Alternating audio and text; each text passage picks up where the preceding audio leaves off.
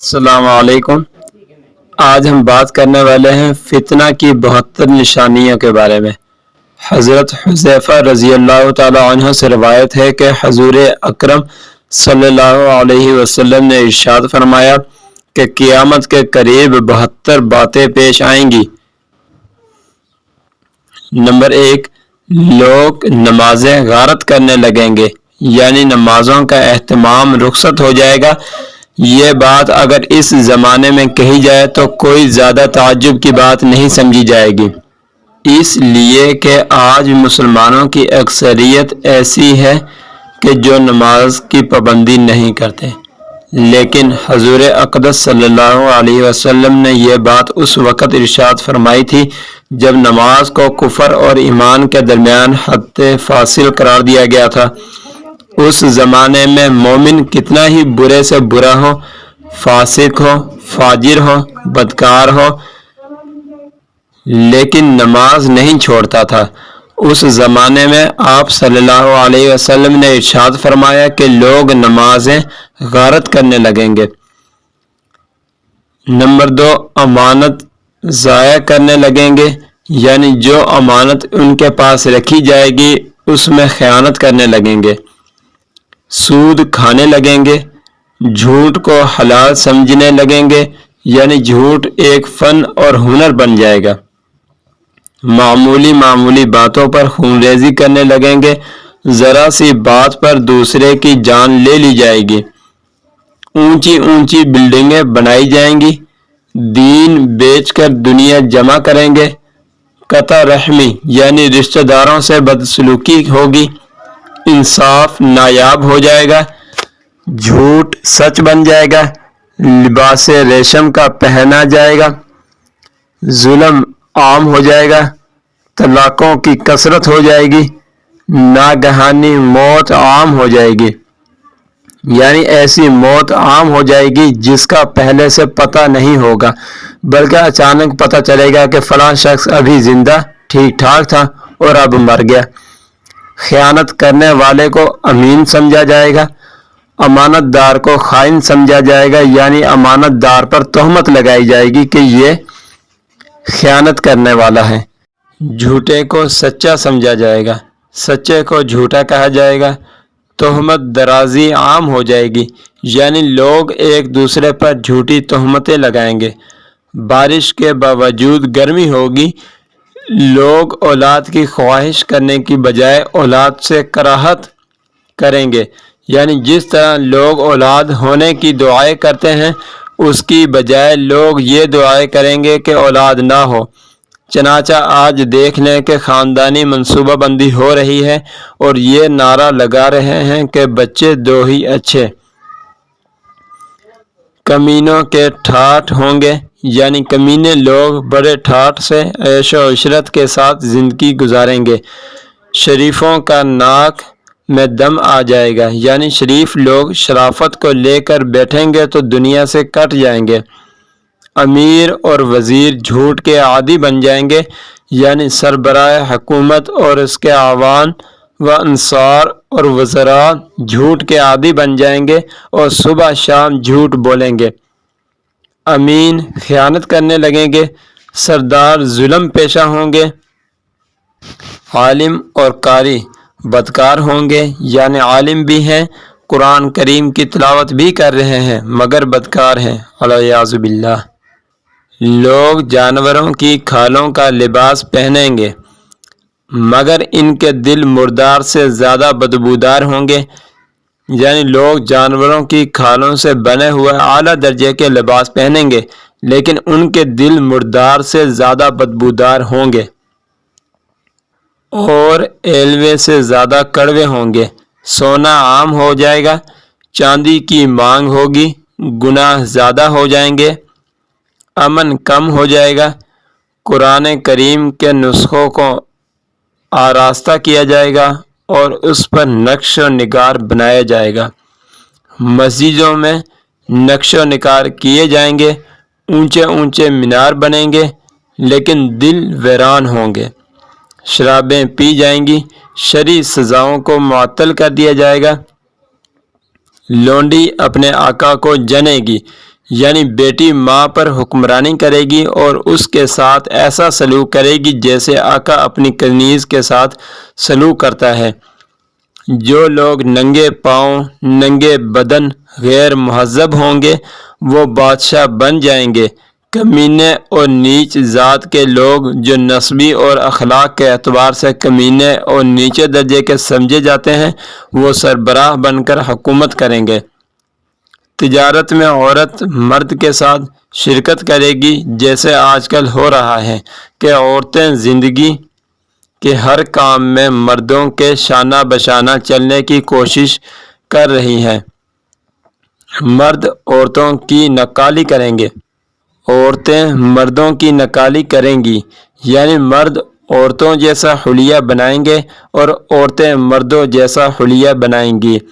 آج دیکھ لیں نئے فیشن نے یہ حالت کر دی کہ دور سے دیکھو تو پتہ لگانا مشکل ہوتا ہے کہ یہ مرد ہے یا عورت۔ غیر اللہ کی قسمیں کھائی جائیں گی، یعنی قسم تو صرف اللہ کی یا اللہ کے صفت کی اور قرآن کی کھانا جائز ہے، دوسری چیزوں کی قسم کھانا حرام ہے۔ لیکن اس وقت لوگ اور چیزوں کی قسم کھائیں گے، مثلا تیرے سر کی قسم وغیرہ وغیرہ۔ مسلمان بھی بغیر کہے جھوٹی گواہی دینے کو تیار ہوگا۔ لفظ بھی کے ذریعے یہ بتا دیا کہ اور لوگ تو یہ کام کرتے ہی ہیں، لیکن اس وقت مسلمان بھی جھوٹی گواہی دینے کو تیار ہو جائیں گے۔ صرف جان پہچان کے لوگوں کو سلام کیا جائے گا۔ مطلب یہ ہے کہ اگر راستے میں کہیں سے گزر رہے ہیں تو ان لوگوں کو سلام نہیں کیا جائے گا جن سے جان پہچان نہیں ہے۔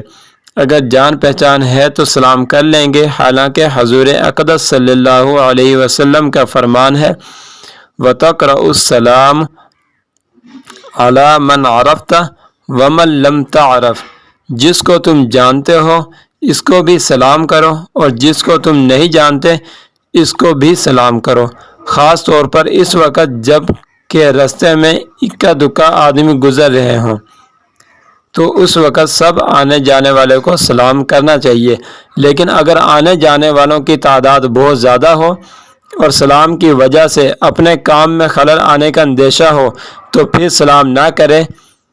لیکن ایک زمانہ ایسا آئے گا کہ اکا دکا آدمی گزر رہے ہوں گے تب بھی سلام نہیں کریں گے اور سلام کا رواج ختم ہو جائے گا۔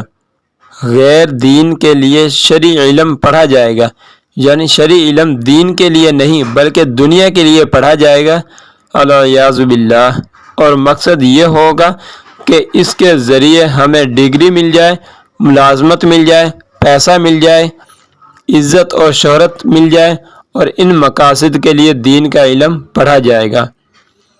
آخرت کے کام سے دنیا کمائی جائے گی۔ مال غنیمت کو ذاتی جاگیر سمجھ لیا جائے گا۔ مال غنیمت سے مراد قومی خزانہ ہے، یعنی قومی خزانے کو ذاتی جاگیر اور ذاتی دولت سمجھ کر معاملہ کریں گے۔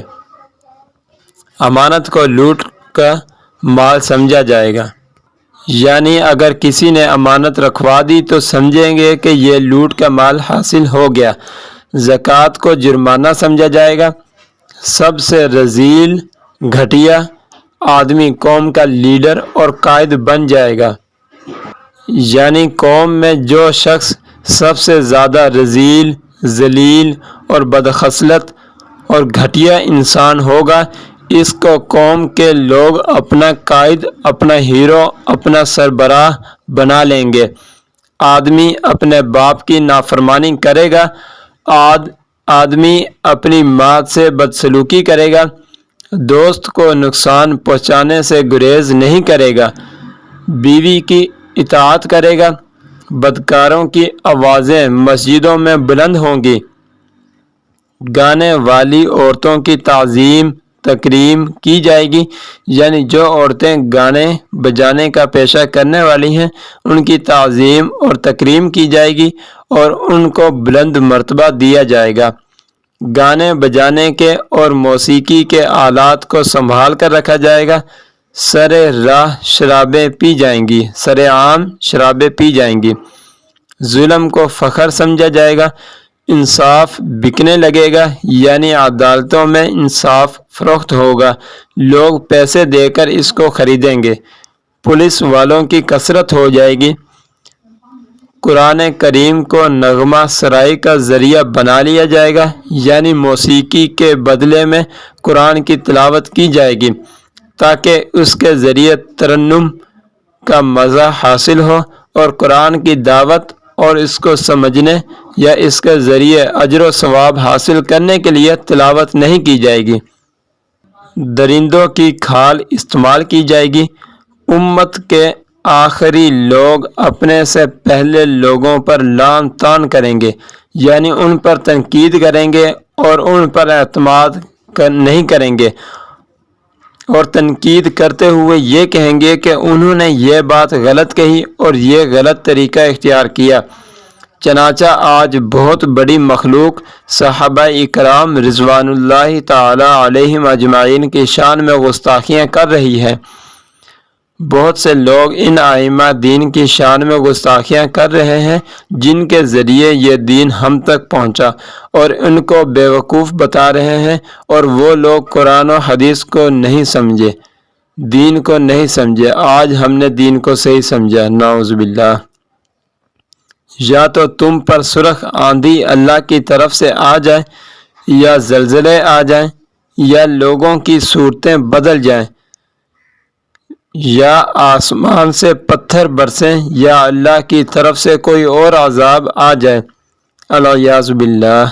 اب آپ ان علامات میں ذرا غور کر کے دیکھیں کہ یہ سب علامات ایک ایک کر کے کس طرح ہمارے معاشرے پر صادق آ رہی ہیں، اور اس وقت جو عذاب ہم پر مسلط ہے وہ در حقیقت انہی بدعمالیوں کا نتیجہ ہے۔